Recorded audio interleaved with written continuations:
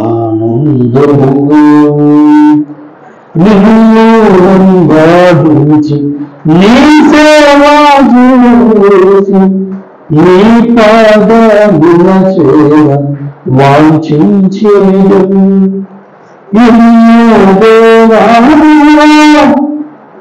దేవునికి నీ కృపను కరుణించును, నీ బానిసను. ఆ పదం ఏమండి? నేను నీ బానిసను. ఎందుకు? ఏ యోగ్యత లేని నాకు. ఏమండి? కృపామయుడ పాటలు కూడా ఏ యోగ్యత లేని నాకు జీవకీతం నిచ్చుటకు. మనకి ఏ యోగ్యత లేదు, ఏ కాస్త మంచితనము లేదు, ఏ కాస్త మంచి సుగంధము, మంచి వాసన లేదు మన దగ్గర. అలాంటి మనం తీసుకునేమంటున్నాడు, ఈమె నా భార్య, ఈమె నా పట్టపురాణి, ఈమె నా కుమారుడు, ఈమె నా కుమార్తె అని అందరి ముందు దేవుడు ఏం చేస్తున్నాడు? సూచిస్తున్నాడు. యాకోబు దేవుడు నేను ఫలానా వారు పాల్గొని చెబుతున్నాడు. అయితే ఎంత యాకోబులో మంచితనం ఉందని మనం తెలుసు. పరిచయం ఉన్న వాళ్ళకి, వాక్యం విన్న వాళ్ళకి, ఏమంటే మనకి ఏమాత్రం పరిచయం ఉన్నా మనకు కొంచెం తెలుసు ఎందుకు యాకోబు మంచోడు. ఆ యాకోబు దేవుడి పుస్తకం చదివిన వాళ్ళందరికీ తెలుసు. ఎంత మంచి అనుకున్నా మనుషులను కనుక ఆయన ప్రేమ వలనే మనం మంచి వాళ్ళం తప్ప మనలో ఏమాత్రం మంచి అసలు మంచే కాదు కాదు కాదు. అవునా కదా? ఎంతమంది దీన్ని ఎక్కిపిస్తారు చెప్పండి? మనలో ఏమాత్రం మంచితనము లేదు. ఉందా మామ? ఆయన ప్రేమ, ఆయన కృప, ఏమంటే ఆయన కనికరమే మనల్ని మంచోడు అని ఒక చిన్న ఏమంటే లేబుల్ ట్యాగ్ మనకు తగిలించింది. దేవుడు అంత కృప అంటే సముద్రంలో పెరిగిన గులకరాళ్ళని ఎగ్జిబిషన్లో పెట్టి ఈ వజ్రాలు దీని కాస్ట్ ఎంత ఒక ట్యాగ్ తగిలిస్తే, ఏమండి మంచి బ్రాండ్ షోరూమ్లో ఒక ట్యాగ్ తగిలించి గులకరాన్ని వజ్రంగా పెట్టేసి అది రా మెటీరియల్ ఆఫ్ డైమండ్ అని పెట్టేశారు అనుకున్నారు. మరి ఇంక ఏ ఆలోచనలాగా తీసుకుని కూడుకుంటారు సమాజం. అలాగా ఏ మాత్రం పనికిరాని మనల్ని మంచోరు అనే ఒక ట్యాగ్ తగిలించి పరలోకం అనే బ్రాండ్ స్థలంలో మనం ఉంచేస్తున్నాడు దేవుడు. హల్లెలూయా! అంత గొప్ప దేవుడు. అంత గొప్ప దేవుని ప్రేమను పొందుకోవాలి అంటే మనలో కనీసము నేను నీ బానిసను, నాకు ఏ యోగ్యత లేదు, నాలో ఏ మంచితనము లేదు అని సరెండర్ అయి ఒప్పుకునే తత్వము, ఒప్పుకునే మనస్సు నీకు ఉండాలి. దేవుడికి స్తోత్రం కలిగిన కాదు. ఎందుకంటే భక్తుడు అనేవాడు ఈ ట్యాగ్ లైన్ కావాలనుకున్నవాడు మొట్టమొదటిసారిగా తనకు ఉండవలసిన లక్షణం ఏంటి తెలుసు? నేను ఏదైనా నష్టపోతాను కానీ దేవుని ఆశీర్వాదమును నేను నష్టపోను అని మొట్టమొదటిసారిగా పునాది లెవెల్లో ఆ ఆలోచన కలిగిన వాడే మోసగాడైన యాకోబు, ఇశ్రాయేలీయుగా మారిన యాకోబు. దేవునికి స్తోత్రం కలుగుతుంది. ఏం చెప్పండి? నేను ఏదైనా వదులుకుంటాను, ఏదైనా నష్టపోతాను, దేన్నైనా వదులుకుంటాను, కానీ దేవుని ఆశీర్వాదమును మాత్రం వదులుకోను. నాకు ఎవరు నన్ను వదిలేసి వెళ్ళిపోయినా పర్వాలేదు, నన్ను విడిచిపెట్టి వెళ్ళిపోయినా పర్వాలేదు, నాకున్నవన్నీ పోయినా పర్వాలేదు, కానీ నాకు దేవుని ఆశీర్వాదం కావాలి. ఆశీర్వాదమును కొరకు నేను ఎంతకైనా తెగిస్తాను. దేవుని స్తోత్రం కలుగునుగా. ఆశీర్వాదము కొరకు, ఆశీర్వాదం అంటే సరిగ్గా ఆలోచన లేని వాడిని అయినా సరే నేను మోసం చేస్తాను. అర్థమవుతుంది నా పాయింట్. యాకోబు తత్వం చెప్తున్నాను చూడండి. టంగ స్లిప్ అవ్వలేదు, స్లిప్ టంగ అవ్వలేదు, ఒకటే చెప్తున్నా.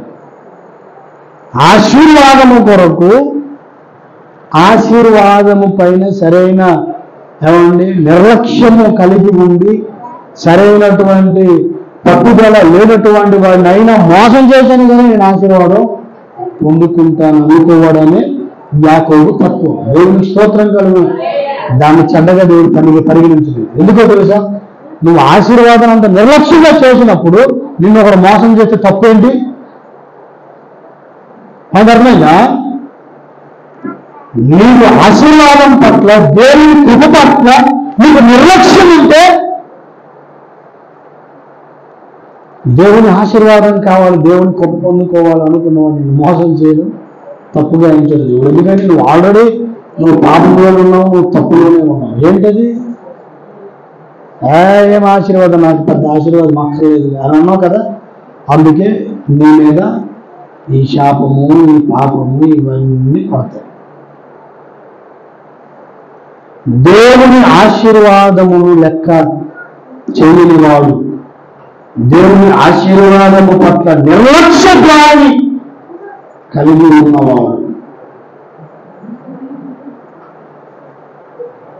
దేవుని ఆశీర్వాదము పట్ల నిర్లక్ష్య ధోరణి కలిగి ఉన్నవాడు అసలు శిష్యులైన పెద్ద శాపగ్రస్తుడు. ఆశీర్వాదం నీకు ఎలా వస్తుంది? ఏ రకాలుగా వస్తుంది? పెద్దల యొక్క దయ వలన ఆశీర్వాదం కావాలి, దైవజనుల ఆశీర్వాదం కావాలి. అంటే దేవుని ఆశీర్వాదం అంటే ఇవన్నీ అన్నమాట. పెద్దలు, వయసులో పెద్దలు, జ్యేష్ఠులు, దేవుని నమ్ముకున్నవారు, ప్రార్థనలో ఎదుగుతున్నవారు, వాక్యంలో ఉన్న సీనియర్స్, దైవ కుటుంబములో వారి ఆశీర్వాదం గాడ్ బ్లెస్ యు నాయనా, దేవుడిని దీవించు. వారి ప్రార్థన ఆశీర్వాదం మనకు కావాలి, దైవజనం యొక్క ఆశీర్వాదం కావాలి, వాక్యం ఆశీర్వాదం కావాలి, పరిశుద్ధాత్మ దేవుని ఆశీర్వాదము కావాలి, గురువుల ఆశీర్వాదము కావాలి. ఇవన్నీ ఆశీర్వాదాలే. ఈ ఆశీర్వాదాన్ని ఎవరైతే నిర్లక్ష్యం చేస్తాడో వాడు మోసానికి గురవుతాడు. మోసం చేసిన వాడిని ఎందుకు వాడిని మోసం చేసిన అనలేదు. వాడికి అసలు ఆశీర్వాదం అని అంత నిర్లక్ష్యంగా ఉండిపోవాలి. దేవుని సన్నిధిలో ఉండడం గొప్ప ఆశీర్వాదం. పర్వాలేదులే, బయట ఉండొచ్చు. నిర్లక్ష్యం అది. దేవుని సన్నిధిలో సమయానికి ఉండడం ఆశీర్వాదం, పర్వాలేదు. ప్రార్థన చేయడం ఆశీర్వాదం, పర్లేదు, రేపు చేద్దాం. వాక్యం వినడం ఆశీర్వాదం, ఏం వింటాం.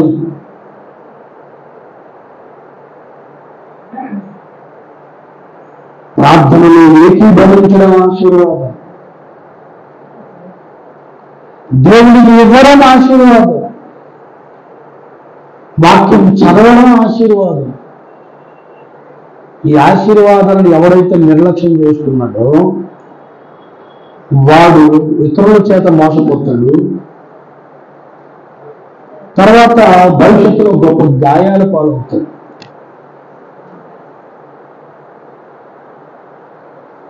ఆశీర్వాదం ఎప్పుడు నిర్లక్ష్యపరచడానికి వీలు లేదు, నిర్లక్ష్యంగా దానికి వీలు లేదు.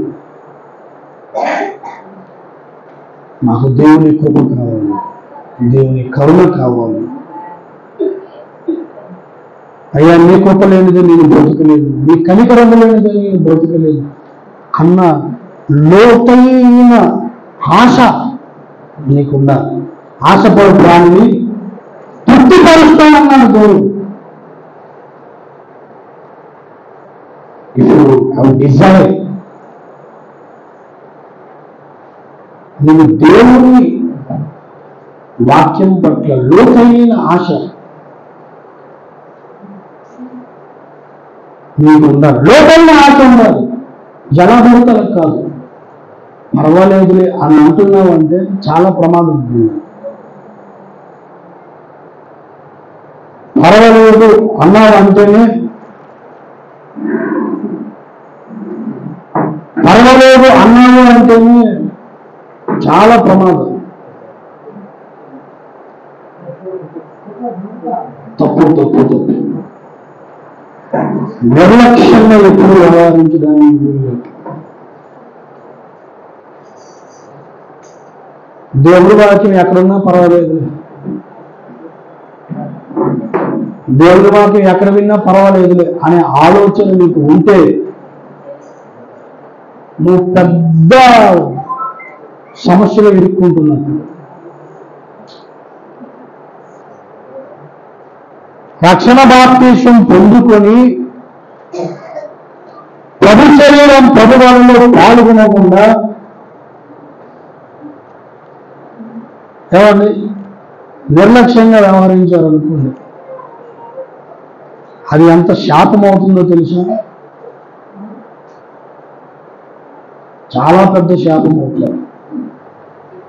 బాప్తిజం పొందుకొని రక్షణ పొందుకొని ప్రతి ఆదివారము దేవుని సన్నిధికి వెళ్ళి దేవుని శరీరము దేవుని రక్తము తీసుకోవలసిన నీవు బాప్తిజం తీసుకున్నది అయిపోయిందిలే.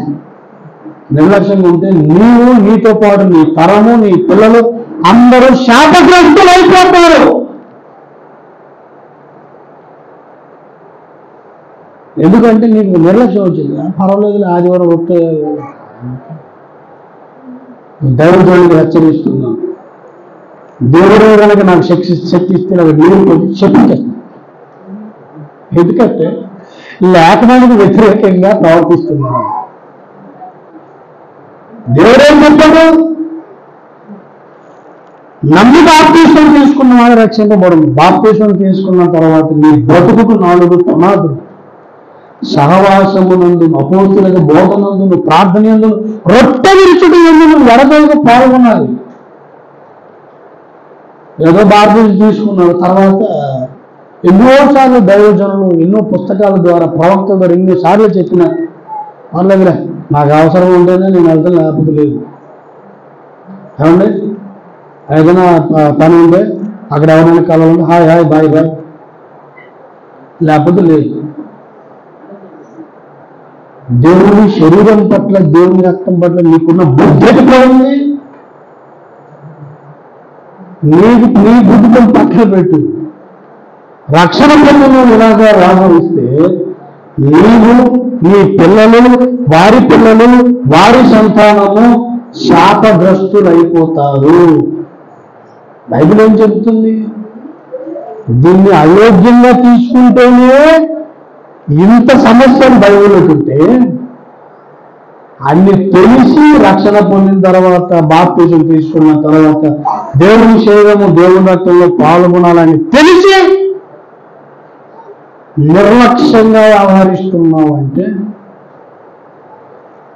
ఇది తీసుకుంటే ఎంత ఆశీర్వాదం అండి. 6 ఆశీర్వాదాలు మనకు వస్తాయి. వాని యందు నేనును, నా యందు వాడును జీవించి ఉన్నాడు. దేవుని స్తోత్రం కలిగిన కాక ఎంత గొప్ప వాడి మనసు ఎంత ఉల్లాసించుతుందంటే, యేసు శరీరం యేసు రక్తం తాగిన వాని యందు యేసు ప్రభువులు వారు నివసిస్తారు. నువ్వు యేసు ప్రభువులు నివసిస్తావు. ఇది ఎంత ఆశీర్వాదం. ఇంకా ఏదైనా మనకు ఎందుకండి?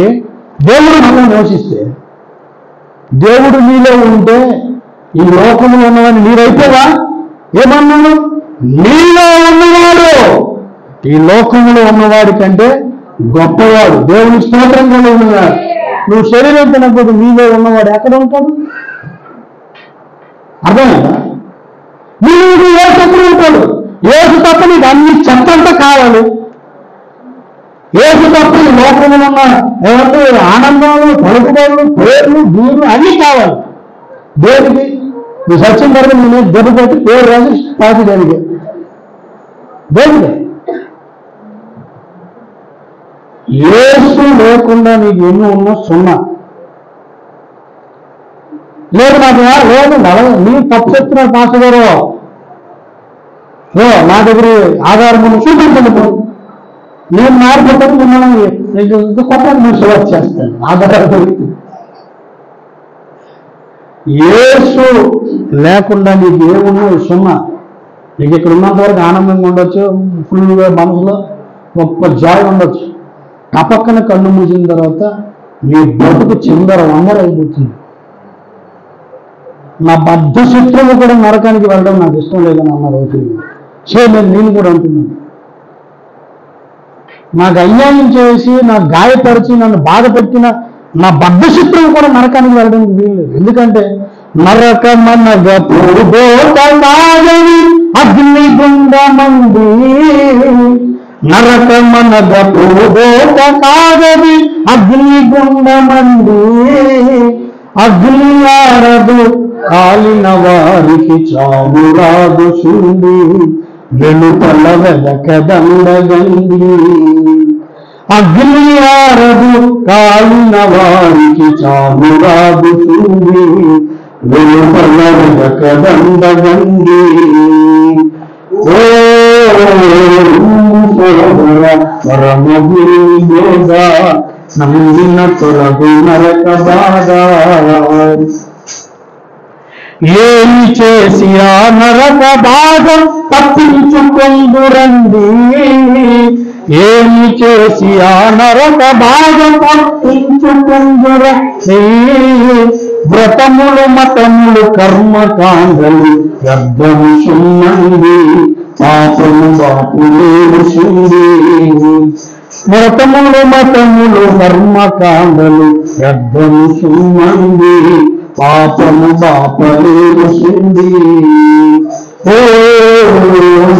సోదర పరమగురుని బోధ నమ్మిన తొలగు నరక బాధ. వెలుపడలేదు లేదండి. రక్షణ పొందుకోకపోయిన వాడికి ఒక తీర్పు ఉంటుంది. రక్షణ పొందుకొని బాప్తిజం తీసుకొని యేసు దేవుడిని నమ్మి తెలుసుకొని పిచ్చి పిచ్చి వేషాలు వేసి దేవుని ఆశీర్వాదములు నిర్లక్ష్యం పరుస్తున్న నీవేటైపోయినప్పుడు అది నువ్వు చేసే కాబట్టి నీకు జరిగిన పర్వాలేదు. కుటుంబంలో లీడింగ్ రోల్ చేస్తున్న నిన్ను చేసిన నీ పిల్లలు, భార్య పిల్లలు, నీ భార్య అందరూ తీసుకెళ్ళి దేవుడు నరకం వేస్తారు. ఒక్కడు చేసిన తప్పు నేను ఫాలో అవుతున్నావు. మరి నీకు అన్ని కావాలి యేసు తప్ప, నీకు అన్ని కావాలి దేవుని సన్నిధి తప్ప,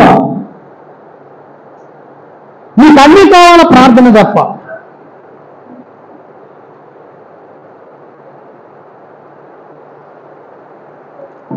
ఏం జరుగుతుందో తెలుసు, నీకు అన్ని ఇస్తాడు. ఎందుకు ప్రయత్నం చేస్తున్నావు? అలా అన్నిటికి ఇచ్చలేదు, నీకు ఇవ్వడం పెద్దది తీసుకో. కానీ నరకంలో వేస్తాను. ఇప్పుడు చెప్తాను, నరకం కావాలా నీకు అన్నీ కావాలా? నీ అందు దేవుడు ఉంటే అన్ని నీ దాసోహం అండి. దేవుడు స్తోత్రం.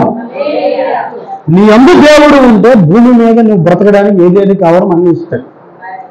కానీ నువ్వు ఇతరులతో పోల్చుకుని నాకు అల్లది కావాలి, నీది కావాలి, నిలదైపోవాలి, ఎలగైపోవాలి అనుకుంటే ఆ దేవుని చిత్తం నాకు ఇస్తే లేకపోతే లేదు.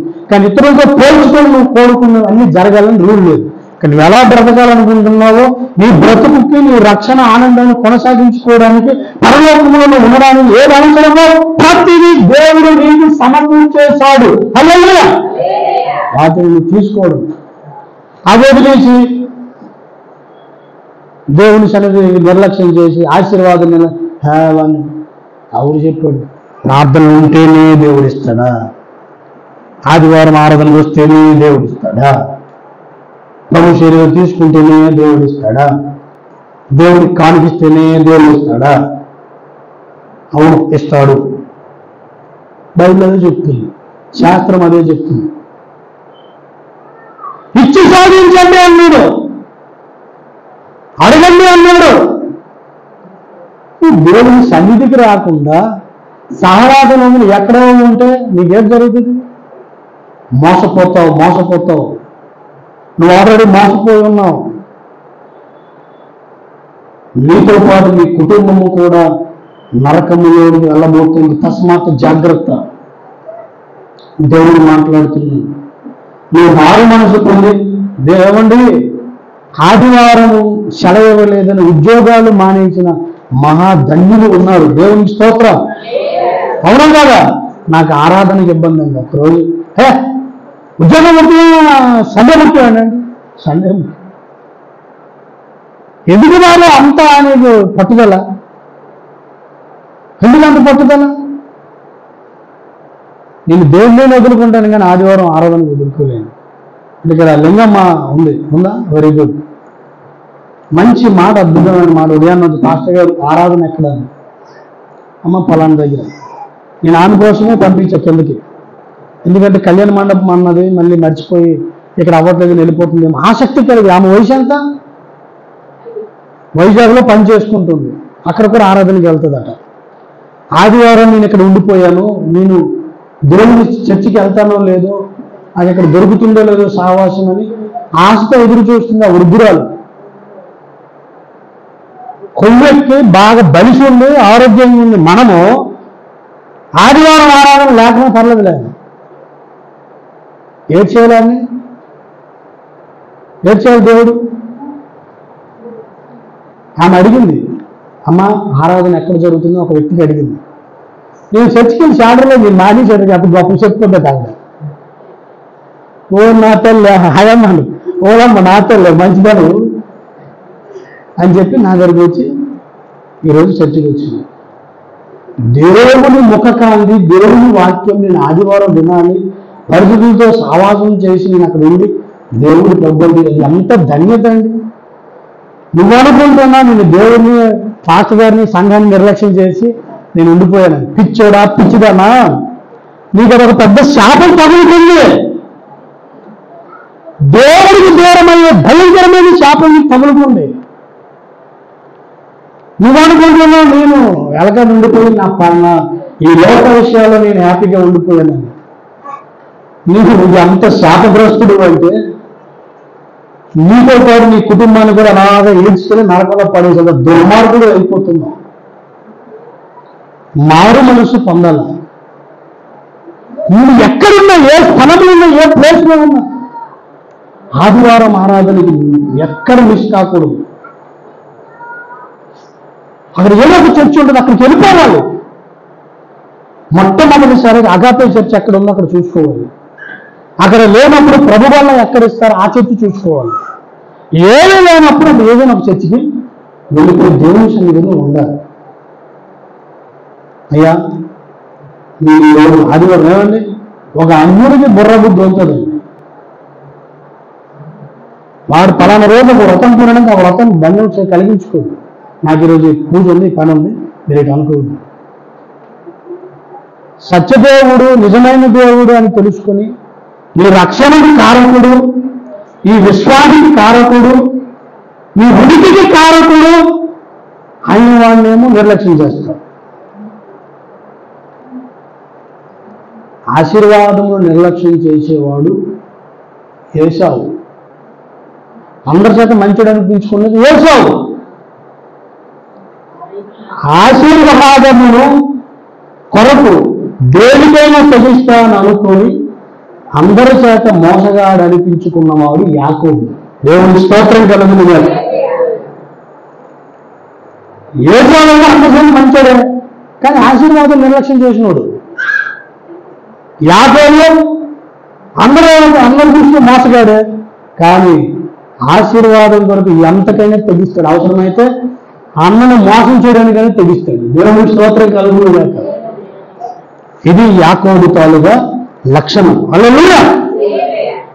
అందుకే దేవుడు అన్నాడు ఏమంటే, నేను యాకోబు తాలూకు. హల్లెలూయా. సార్ ఎవరు సార్ మీరు? అబ్రహాము దేవుడవు, ఇస్సాకు దేవుడవు, యాకోబు దేవుడవు, నాకు చాలిన దేవుడవు యేసయ్యా, నా యేసయ్యా, యేసయ్యా నా యేసయ్యా, యేసయ్యా, నా యేసయ్యా. ఏమండి, ప్రపంచానికి తెలియదా యేసుదేవుడని? నలేజాను 3,000 మంది బ్రాహ్మణులు ఒకేసారి బాప్తిజం తీసుకున్నారు. శాస్త్రాలు తెలియదు. నువ్వు పెద్ద ఆళ్ళకంటే పెద్ద పురుగులని ఫీల్ అవుతావు. అచ్చా, అది అవసరం లేదు. అవి చెప్పారు, ఏ దేవుడి దగ్గరికి వెళ్తే దేవుడికి చెప్పదు. నీ సొంత లాజిక్ సైతాన్ చేత నీ బుర్ర పాడైపోయింది. అందుకే మంచోడు నీకు చెడ్డల్లా కనబడతాడు, మంచి చెప్పినోడు నీకు మూకుడులా కనబడతాడు, మంచి చెప్తున్నవాడు నీకు కదిలీలా కనబడతాడు, మారిపోయేట్లా కనబడతాడు. నీ స్థితి దేవుడు చూపిస్తున్నప్పుడు ఏమండి, దావీదుకు ఏ ప్రవక్త చెప్పాడండి? నాతానని చెప్పినట్లుగా నీ స్థితి దేవుడు చూసి నువ్వంటి ఇష్టం కనుక, నువ్వు నరకల్లో వెళ్ళడం ఇష్టం లేదు కనుక ఎవరినైనా ఒక భక్తుని పంపించి చెబుతాడు, నాన్న నువ్వు ఇలాగ అవ్వడం మంచిది కాదు. రక్షణ పొందుకున్న నీవు దేవుని ఆశీర్వాదాన్ని నిర్లక్ష్యం చేస్తున్నావు. దేవుడు ఆశీర్వదించాలంటే ఆ ప్రకారం బ్రతకొద్దా? నువ్వు విచ్చలవిడిగా తిరిగేసి, విచ్చలవిడిగా పనులు చేసేసి, పనికి మనల్ని తిరిగేసి, హృదయంలో కపటం పెంచుకొని, హృదయంలో దేవుడిని ఆశీర్వాదం పట్ల నిర్లక్ష్యం పెంచుకుంటే దేవుడు నిన్ను ఆశీర్వదిస్తాడా? నువ్వు అనుకున్నది జరగచ్చు, కానీ దాని అంతం నరకం. దేవుడు అనుకున్నది నీ జీవితంలో జరిగి నువ్వు అనుకున్నది జరగకపోకుండా ఏమండి ఏదో సాదాసీదా జీవితం జీవించిన నీకది పరలోకం. హల్లెలూయా. సర్వాన్ని పోగొట్టుకుని ఏ రూపాయి లేనటువంటి బీద లాజరు ఎక్కడున్నాడు? ఏమండి, పరదేశంలో ఉన్నాడు. సర్వము ఉండి, డబ్బులుండి, అన్ని పరపతులు రాజుగా ఉన్నటువంటి ధనవంతుడు ఎక్కడున్నాడు? పాతాళంలో ఉన్నాడు. పాతాళం కావాలా? పరలోకం కావాలి. రెండు దారులు, ఏ దారి కావాలో మానవా? ఒకటి పరలోకం, ఇంకొకటి పాతాళం. ఒకటి పరలోకం, ఒకటి పాతాళం. ఏ దారి కావాలో మానవా? నువ్వు మానవా? నువ్వు మారు మనసు పొందవా? ఏం పాస్టర్ సువార్త అని ఇక్కడ చెప్తున్నారండి. ఎందుకు దేవుడు మరి నేను ఏది తీసాడు, ఆయన ఏది చూపిస్తున్నాడు నాకు అర్థం కావట్లేదు. మీరు వెళ్ళవే. ఆశీర్వాదమును నిర్లక్ష్యం చేసిన వాడు ఏసావు, ఆశీర్వాదము లక్ష్యపరిచిన వాడు యాకోబు. హల్లెలూయా. నువ్వు ఆశీర్వాదం అంటే ఏదో అనుకుంటున్నావు. ఏమండి, దేవుని ఆశీర్వాదం కావాలి అంటే నువ్వు పెద్ద యుద్ధాలు చేయక్కర్లేదు. నువ్వేం పెద్ద యుద్ధాలు చేయక్కర్లేదు. నువ్వు సీటుని కట్టక్కర్లేదు. ఏమండి, కష్టపడిపోయి రేయి పగలు పని చేయక్కర్లేదు. నీకు ఆశీర్వాదం కావాలంటే నువ్వు యాకోబు అని ఒప్పుకో చాలు. దేవుడికి స్తోత్రం కలుగుతుంది. హల్లెలూయా. దేవుడిని వదలలేదు. వదిలేడా? వదల కాలు పట్టుకుంటు వదలలేదా? నాకు టైం అయిపోతుంది. అంత గొప్ప దేవుడు అంటే యాకోబు దగ్గరికి ఎందుకు అసలు రావాలి? దేవుడు దగ్గర యాకోబు ప్రార్థన చేస్తున్నాడు. ఎందుకు రావాలి? అలా ఏసపో నువ్వేరు ఎలా తయారైనావు? ఆశీర్వాదం ఇప్పుడు ఆయనకే చెప్పొచ్చు కదా. యాకోబు దగ్గరికి వచ్చాడు. ఎందుకంటే భవిష్యత్తు చూసిన దేవుడు వచ్చే నీ చేత అన్ని చెప్పిస్తూ ఉన్నాడు. దేవుడు కూడా నీకు అలాగే నీ దగ్గరికి వస్తాడు. నిన్ను ఇశ్రాయేలీయులు చేయడానికి, యాకోబు స్థితి నుండి వెళ్ళిపోవడానికి దేవుడు నీ దగ్గరికి వస్తాడు. నీ చేత నీ తప్పును చూపిస్తాడు. నీ చేత నీ తప్పును ఒప్పిస్తాడు. నీ తప్పును ఒప్పిస్తాడు. ఒప్పిస్తున్నప్పుడు అవును నేను నిజంగా తప్పు చేశాను, కప్పుకుంటే నువ్వు ఎప్పుడు కూడా ఇశ్రాయేలు కాలేవు కాలేవు కాలేవు. నువ్వు ఒప్పుకుంటే తప్ప కప్పుకుంటే నువ్వు ఎప్పుడు ఇశ్రాయేలు కాలేవు. హల్లెలూయా. యాకోబు కప్పుకున్నాడా ఒప్పుకున్నాడా? ఇప్పుడు యాకోబు చేసింది రైటా తాడా? రాంగా రైటే, కానీ మోసం చేశాడు. అక్కడ తండ్రి గారు బ్లెస్సింగ్ పొందుకోవడానికి మోసం చేశాడు.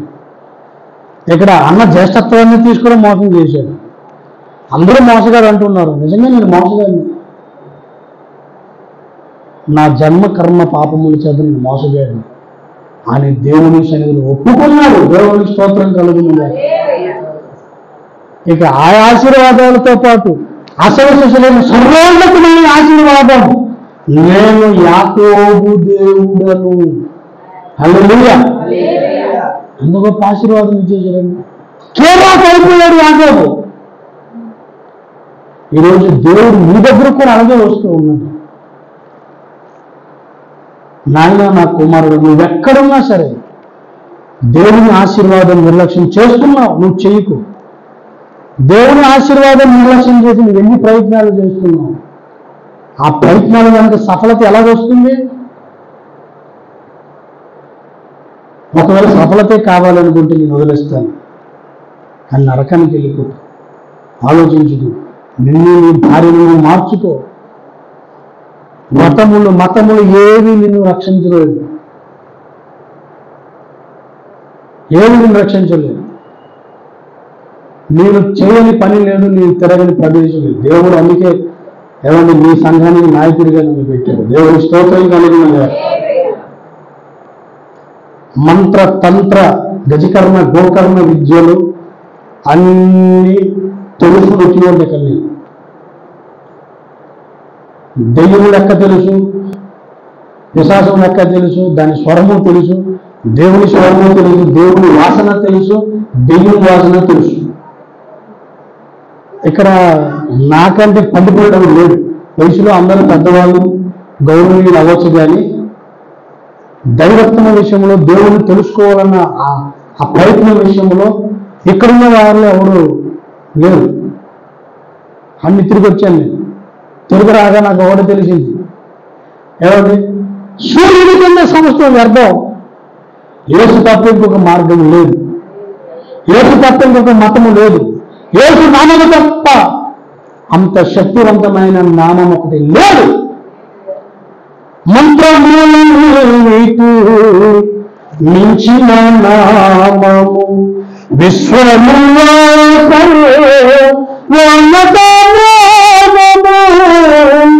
మంత్రములకు మించిన నామము విశ్వములో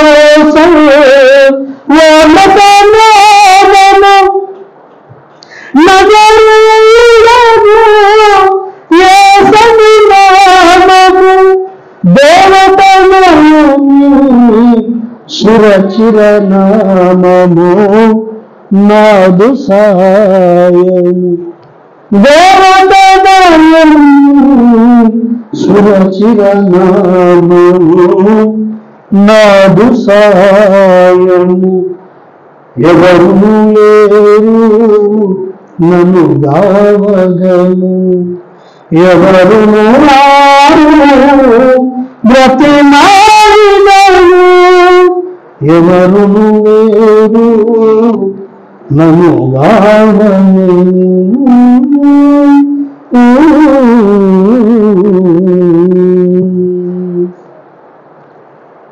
ఒక అతను నాకు చెప్పాడు,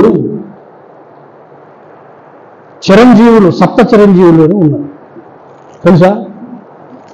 మరి అందుకే మీకంటే ఎక్కువ తెలిసిన ఉన్నాను. అందుకే 7 చిరంజీవులు అంటే 7 చిరంజీవులు అంటే మెగాస్టార్ చిరంజీవి కాదు.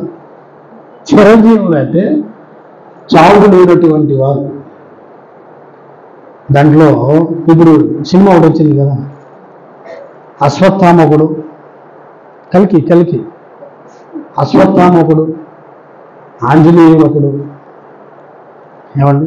అశ్వత్థామకుడు, ఆంజనేయుడు ఒకడు, ఇంకొక దాంట్లో యేసు పేరు కూడా యాడ్ చేశారు. సప్త చిరంజీవులు.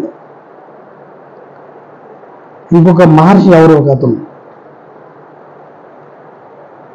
ఈ సప్త చిరంజీవులు ఒకరు ఆంజనేయ స్వామి. ఆయన ఎల్లప్పుడూ ఒక ధ్యానంలో ఉంటారు. ఆయనకు కూడా శక్తి కలిగించే మంత్రం ఒకటి ఉన్నది. ఆ మంత్రం ఫలానా, నాకు తెలుసు, ఇప్పుడు మీకు చెప్పను, ఫలానా అని చెప్పారు. నేను అది చదివిన తర్వాత, అది విన్న తర్వాత నేను వెంటనే, మన ప్రాక్టికల్ కదా, ఆ మంత్రం ఒకసారి వెంటనే దేవుడు ఇప్పించి మంత్రము మించిన నామము దెబ్బకి ఆ మంత్రము యేసు మంత్రంగా మారుతుంది. హల్లెలూయా. ఏది లేదండి, అంత ఒక బోగస్. నీ మనసు కొంచెం ఉల్లాసం, నువ్వు అనుకున్నది ఏదో జరిగించడానికి అక్కడ ఏదో అలాగా చిన్న చిన్న డాన్సింగ్ ఆడుతాయి దెయ్యాలు వచ్చి ఇలాగా చింగ్ చింగ్ చింగ్ చింగ్ అంటుంటాయి. చిన్న చిన్న దెయ్యాలు వచ్చి నువ్వు ఆ మంత్రం ఏంటంటే నీకు ఉల్లాసంగా రావాలి, నువ్వు అనుకుని జరిగిపోతుంది అని చిన్నగా తీసుకెళ్ళి నరకన వైపు నడిపిస్తాయి. అవి నరకం వైపు నడిపిస్తాయి. అన్నిటికంటే మంత్రం యేసునామం విశ్వములో. హల్లెలూయా. దెయ్యానికి తెలుసు, నాయన గడగడ వణికిపోతే నీకు తెలియని విషయం, దెయ్యానికి తెలిసిన విషయం. యేసునామం అంటే మరి దానికి మామూలుగా పడదు, పారిపోతున్నది. మీకు ఫర్ ఎగ్జాంపుల్ చిన్న లాజిక్ చెప్తే చూడండి. ఎవరైనా సరే, ఎప్పుడైనా సరే, ఏ మంత్రగాడి దగ్గరకో, ఏ జ్యోతిష్యుడి దగ్గరకో, ఏ తంత్రగాడి దగ్గరికి వెళ్ళి యేసునామం కంటే గొప్ప నామం లేదని అనండి, ఆయన ముఖాన్ని మీరు చూడండి, ఇరిటేషన్ అయిపోతుంటాడు. ముఖంలో ఒక రకమైన ఫీలింగ్స్ వచ్చేస్తుంటాయి. అన్నీ ఒకటేనండి అని అనేస్తుంటాడు, ఇబ్బంది పడిపోతుంది. ఎందుకు తెలుసా? నీ దగ్గర ఉన్నటువంటి సర్వశక్తివంతమైన మంత్రం అతని దగ్గర ఉన్నటువంటి శక్తివంతమైన దెయ్యాన్ని ఒక్క గుద్దుతుంది అనమాట. అక్కడ బాటు గుర్తులో అయిపోతుంది, లోపల ఇతని ముఖంలో కవలికలు మారిపోతుంది. నేను అన్ని అబ్జర్వ్ చేశా. వాళ్ళు ఏవో చెప్తుంటే యేసు తప్ప ఇంకొక దేవుడు లేదు, అన్నీ ఒకటేం బాగో అని ఆయన ముఖం చూస్తుంటుంది. ఆ చుట్టుపక్కల చూస్తున్నా వస్తుంటుంది. ఆయన దగ్గరికి వచ్చి ఇలాగ నేను చూసాను. అది నాకు దీనికి యాక్షన్ ఎందుకు చెప్తాను? మిమ్మల్ని అభ్యంతరంగా యాక్షన్ చేయట్లేదు. అది అలా చేసే నేను చూశాను. ఈ శవం దగ్గరికి వచ్చిన గెలితే, ఈ శవం దగ్గరికి గెలితే, వాళ్ళనోడు వచ్చాడు, వాడి గురించి ఇది ఆ చరిత్రది అన్ని చెప్తుంటారు. అన్ని చెప్పేస్తున్నాడు రా, ఇతను నా గురించి అన్ని చెప్పేస్తున్నాడు రా, ఇతను నా గురించి అన్ని చెప్పేస్తున్నాడు. యేసు నామములో చెబితే అది కృపావరం. యేసు నామమునకు వ్యతిరేకంగా మీకు ఏదైనా ఎవడైనా చెప్తున్నాడంటే అది కర్మ పిశాచం. యేసు నామమును బట్టి నీ భవిష్యత్తు చెబుతారు. ప్రవచన వరం అంటారు దాన్ని. నాయన నువ్వు గతంలో ఎలా ఉన్నావు, భవిష్యత్తులో ఇలా అవ్వబోతున్నా, ఇలా ఉండు, ఇది నీ పరిస్థితి చెబుతారు వాళ్ళు కూడా. అయితే యేసు నామంలో చెబుతున్నారు కాబట్టి అది ప్రవచనం. దెయ్యాన్ని పూజించాడు భవిష్యత్తు చెప్తున్నాడంటే అది కర్మ పిశాచం. ఆ పిశాచం ఎలా తెలుసా? ఇక్కడ ఈ శవం దగ్గరికి వచ్చి ఇలాగ గెలుతుంది, ఈ శవం దగ్గరికి వచ్చి ఇలాగ గెలుతుంది అనమాట. అప్పుడు అది చెవి దగ్గర చెప్తుంది, పలానా వాడిది గతంలో అలా జరిగింది, ఇప్పుడు ఇలా జరుగుతుంది, భవిష్యత్తులో అని అంటే ఆపుతుంది. ఎందుకు? దాని పూర్తి భవిష్యత్తు తెలియదు. దెయ్యానికి నీ భవిష్యత్తు తెలియదు సుమా, దేవుడికే తెలుసు. హల్లెలూయా. ఇది తెలుసుకుని ఈ చిన్న లాజిక్. భవిష్యత్తులో నువ్వు అవుతావు అన్నాడు అనుకో, వాడు గతాన్ని బట్టి నీకు ఏదైనా చెప్పాలి. భవిష్యత్తు దెయ్యానికి తెలియదు. కాలములో ప్రవేశించడం అనేది ఒక పరిశుద్ధునికి మాత్రమే సాధ్యం. హల్లెలూయా. భవిష్యత్తులో దెయ్యం ఎప్పుడు చెప్పదు, దానికి తెలియదు. దేవుడు ప్రత్యేకించి ఏ ప్రణాళికైనా దానికి తెలియజేస్తే తప్ప తెలియదు. ఈ దెయ్యాలకి హెడ్ దెయ్యాల రాజు ఉన్నాడు కదా, హౌస్ దెయ్యాల రాజు సైతాను. ఆ దెయ్యాల రాజు కూడా తెలియదు భవిష్యత్తు. దేవుడు కలిగించుకుని ఒకప్పుడు తన కుమారుడు కనుక ఇలా ఉంటుంది అలా ఉంటుందని ప్రణాళిక చెబుతున్నప్పుడు తెలుసుకుని వాడు వాళ్ళకి వీళ్ళకి దుర్బోధకులకి వాళ్ళకి వీళ్ళకి ఏవో 100 పోజు ఏవో చెప్పేశాడు. కానీ అసలు శిశులైన భవిష్యత్తు దేవునికి తెలుస్తుంది. దేవుని మనసుకు దగ్గరగా ఉన్న భక్తునికి తెలుస్తుంది. హల్లెలూయా. కానీ వీళ్ళు భవిష్యత్తు ఎలాగలగని చెప్పేస్తారు. ఏముండదు. ఒకరి భవిష్యత్తు అలాగే దేవుడు నిర్ణయిస్తే అలా జరుగుతుంది. అర్థమవుతుందా? కానీ ఇవన్నీ ఎదురు మీరు బయట తిరిగితే సున్నా. మేరున్న మిద్దున్నా పెద్ద గడ్డ మీద నీరున్నా ఏ సన్నాలో కొన్నా నీకున్నదంత సున్నా మన ఏ సన్నాలో కొన్నా నీకున్నదంత సున్నా. యేసు తప్ప ఇంక ఏ ఆశీర్వాదం నువ్వు బయట వదులుకున్నా నేను అన్ని భూమి వరకు తర్వాత గొప్ప భయంకరమైన దెబ్బతినేస్తావు. నువ్వు అర్జెంటుగా కోరుకోవలసింది ఏంటంటే యేసే ఆశీర్వాదం. దాని మీద నీ దృష్టి బలంగా ఉంచాలా. నేను ఏదైనా నష్టపోతాను, నేను ఏదైనా వదులుకుంటాను, నాకు ఎవరు లేకున్నా లేకపోయినా పర్వాలేదు, ఏ కుటుంబీకులు నాకున్నా లేకపోయినా పర్లేదు, దేవుని ఆశీర్వాదాన్ని దూరం చేస్తున్నవాడు ఎవరైనా సరే నాకు అక్కర్లేదు. ఈరోజు ఆరాధనకి ఎలా ఇవ్వకుండా దేవుని ఆశీర్వాదం. నా భార్య అర్థం అనుకోండి, అమ్మా నువ్వు ఉండిపో, నువ్వు పోతే పో, నేను నా ఆశీర్వాదం వదులుకో. రక్షణ దైవ ఆశీర్వాదం ఇండివిజువల్ తెలుస్తున్నాను, కుటుంబానికి నేను పెట్టకండి. అలా నా భర్త బట్టి నేను ప్రార్థన రాలేకపోనండి, నా భార్యని బట్టి నేను దేవుని సన్నిధిలో ఉండలేకపోనండి అని అనకండి. అది చాలా నాన్ సెన్స్. నా పిల్లల్ని బట్టి అనకండి. అవన్నీ అసలు దేవుడు తీర్పులో తీసుకో.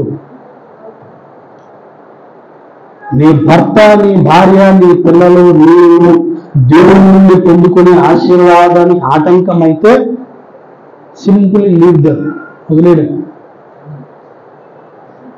Simple, you just leave them, వదిలేయడం. వదిలిపో. నాకు ఆశీర్వాదం, నేను బాగుంటుంది కదా, మీరందరూ బాగుంటారు. ఒక్కడి మీదకి ఆశీర్వాదం వస్తే కుటుంబం అంత మీదకి ఆశీర్వాదం వస్తుంది. దేవుని స్తోత్రం కలిగిన కుటుంబం పెద్దగా నీవే వీక్ అయిపోయి నీవే ఆశీర్వాదం నిర్లక్ష్యం చేస్తే మిగిలిన అందరూ ఏమైపోతారు? సర్వనాశనం అయిపోతారు. ఇప్పుడు మేము స్వర్గాలకి సంతోషాలకి ఇచ్చి లేదంటే ఇంకేదో పని పెట్టుకొని దేవుని సన్నిధిని లేకుండా చేస్తే నా పిల్లలు అలాగే తయారవుతారు. వాళ్ళందరినీ తీసుకెళ్ళి నేనే స్వయంగా నరకంలో పడి కారకుండా అవుతాను. నేను ఆశీర్వాదం నిర్లక్ష్యం చేసి మీరు ఆశీర్వాదం పొందుకోండి అని చెబుతుంది ఏం లాజిక్? నాకు ఆశీర్వాదం మీద సరైన కాన్సెప్ట్ పట్టు నుండి మా పిల్లలే ప్రార్థన చేస్తే ఆశీర్వాదం, దేవుని సన్నిధిలో గడుపుడు ఆశీర్వాదం, దేవుని శరీరం దేవుని రక్తం తిరగడం ఆశీర్వాదం అని నేను చెబితే అప్పుడు వాళ్ళు కూడా అలాగే దొరుకుతారు. అప్పుడు నా మీదకి వస్తున్న ఆశీర్వాదాన్ని వినాలి, నా మీదకి వస్తున్న ఆశీర్వాదాన్ని నా కుటుంబం అందరికీ నేను పంచిన వాడిని అవుతాను. హల్లెలూయా. ఈ కాన్సెప్ట్ కలిగిన వాడు యాకోబు. హల్లెలూయా. ఈ కాన్సెప్ట్ కలిగిన వాడు యాకోబు. అలాంటి వాడి కొరకు దేవుడు ఎంత పనైనా చేస్తాడు, ఎంత పనైనా చేస్తాడు. వదలవేయాలని వెళ్తానని వదలవేయాలని వెళ్తానంటే ఏం వదలకుండా దేవుడు వెళ్ళలేడా? చెప్పండి నాకు. ఈ దేవుని లేనది యాకోబు వదలంటే దేవుడు వెళ్ళలేడా? చెప్పండి. వెళ్తాడు, అవసరమైతే ఇక్కడ వెళ్ళిపోతే అలా పట్టుకుని వెళ్తాడు. అలా యాకోబు ఏమన్నా వెళ్ళిపోతాడు, ఈడ్చుకుని వెళ్ళిన ఒక తాపు ఒక తమ్ముడు అంటే తిల్లిపోతాడు, ఎటు వెళ్ళిపోతుందో తెలియదు. కానీ ఆ అత్తగారి బతులు ఆడుతుంటే ఇతగారు కూడాను ఉండి తెల్లారైపోతుంది, వదిలే ఉండి తెల్లారైపోతుంది. ఆ లేలొకసారి చూడండి, మీరు ఆ సన్నివేశంకి వెళ్ళిపోండి. నేను వెళ్ళాను అక్కడికి, వాళ్ళిద్దరి మధ్య జరుగుతున్న సంభాషణ ఉన్నాను కనుకనే ఈరోజు దేవుడు మీ చేత మాట్లాడిస్తూ ఉన్నాడు. మనం వాక్యం చదివినప్పుడు ఎలా చదవాలంటే ఆ ఘట్టం వెళ్ళి వెళ్ళిపోవాలి. నువ్వు చూస్తూ ఉన్నావు ఇలా ఎక్కడో జరుగుతుంది. అక్కడికి వెళ్ళిపోతే సాక్షిగా నేను నిలబడతాడు. ఇదో ఆ కథ అంతా చూసినాడు, ఇతను ఉన్నాడు, ఇతను చెప్తాడని ఆ నోటిని దేవుడు వాడుకుంటాడు. హల్లెలూయా. అప్పుడు ఆ నోటి వాడన్న వాక్యం అందరి హృదయాల్లో కూడా నెమ్మది కలిగిస్తుంది. ఇది దేవుని స్వరం అని గ్రహిస్తారు. ఆ గట్టి మనకి వెళ్ళిపోవాలి. నేను వెళ్ళాను, ఏమంటే వదిలేదా అంటే తెల్లారైపోతుంది వదిలేదు అంటే నువ్వు నన్ను ఆశ్రయిస్తే తప్ప నేను వదలను. తెల్లవారిపోతుందో నాయన వదులు, నేను వదలను. త్వర ఎముక మీద ఒక తుంపును కుట్టాడు. సరే నీవెవరు? నేను మోసగాడు. దేవుని స్తోత్రం కలిగినది.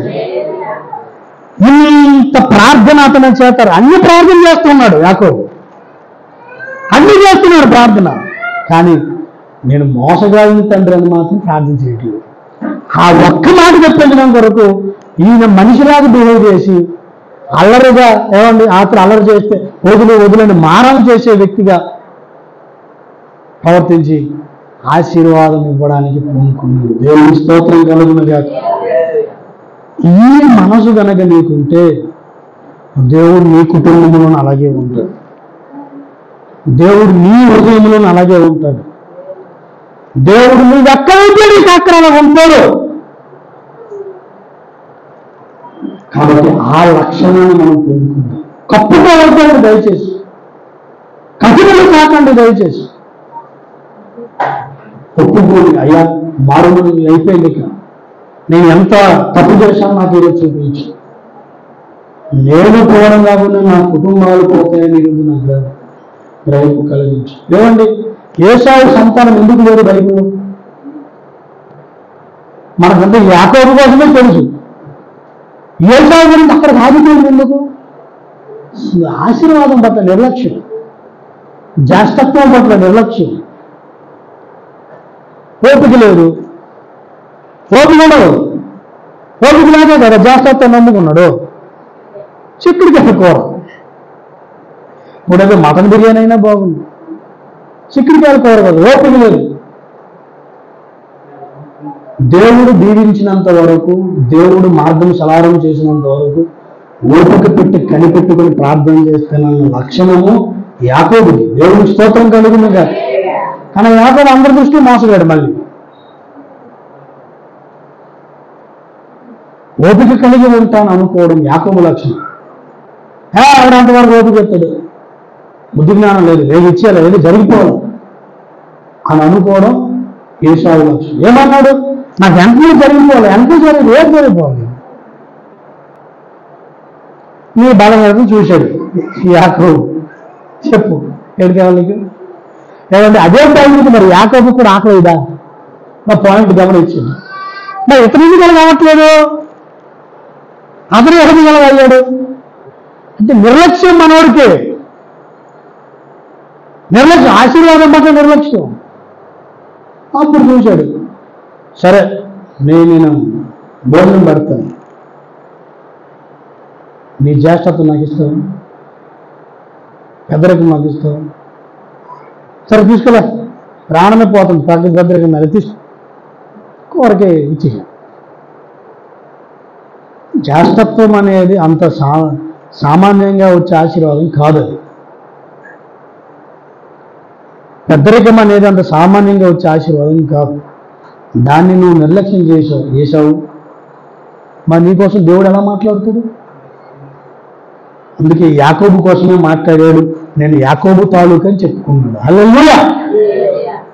దేవుని ఆశీర్వాదం కొరకు దేవుని నేను వదులుకోవాలి. అవసరమైతే నా దగ్గర కూర ఉంది, నేను వదులుకుంటున్నాను, నాకు ఆశీర్వాదం కావాలి. ఆశీర్వాదం కొరకు దేవుని వదులుకోవడం లక్షణం యాకోబు. అన్నీ పొందుకోవడం కోసం ఆశీర్వాదాన్ని వదులుకునే లక్షణం ఏశావు. అందుకే యాకోబుని దేవుడు నీతిమంతుడిగా తీర్చాడు. దేవుని స్తోత్రం కలిగింది. ఏమండి ఇప్పుడు నేను చెప్పిందంతా యాకోబు దేవుళ్ళు ఉండకపోవచ్చు, కానీ లాస్ట్లో చెప్పిన మాట యాకోబు దేవుళ్ళు ఉంది. కాబట్టి ప్రభుత్వం మనము కప్పుకునే వారముగా కాకుండా ఒప్పుకునే వారముగా ఉంటూ ఆశీర్వాదము ప్రభువు నాకు ఆశీర్వాదమే నాకు ప్రథమం అని గ్రహించి దేవుని ఆశీర్వాదము కొరకు మనం పాటుపడదాం. దేవుడు ఆశీర్వదించినంత వరకు దేవుడు వదులుకోవద్దు. ఇంకే నామము వలన రక్షణ లేదు. అన్నిటికంటే శక్తివంతమైన యేసు నామం. ఆ నామాన్ని మనం పొందుకొని ప్రార్థనలో ముందుకు సాగుదాం. ఆశీర్వాదములకు వారసులం అవుదాం. దేవుని మాటను మనం వెనుకలో దీవించి ఆశీర్వదించిన రండి ప్రార్థన చేసి